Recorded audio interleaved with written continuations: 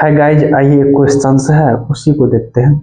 Questions में जो बोला गया कि एक आदमी लागत मूल्य से 10% ऊपर एक वस्तु बेचता है। अगर उसे 15% कम पर खरीदा है और 33 रुपया कम में बेचा है तो उसे 10% का फायदा होगा। तो वस्तु का विक्रय मूल्य ज्ञात कीजिए। एक बार आप ध्यान दीजिएगा, सीपी और एसपी का बात बोला गया है। इसको एक बार देख लेते हैं। बोला ये क्या कि पहले आप इसको जो है 10% लाभ पे बेच रहे थे, यहाँ तक कोई दिक्कत नहीं है।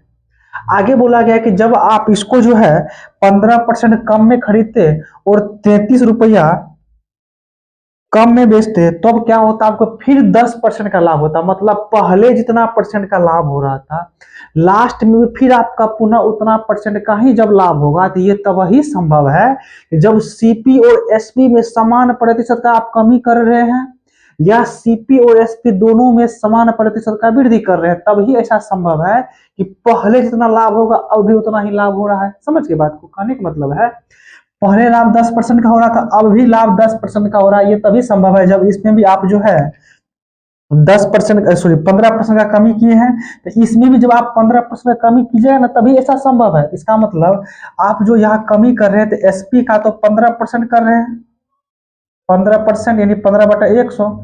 लेकिन कर कितना कमी रहे हैं, 33 रुपया ही कमी कर रहे हैं। तो वही एसपी का 15% किसके बराबर है, 33 रुपया के बराबर है। यहाँ तो कोई दिक्कत नहीं है।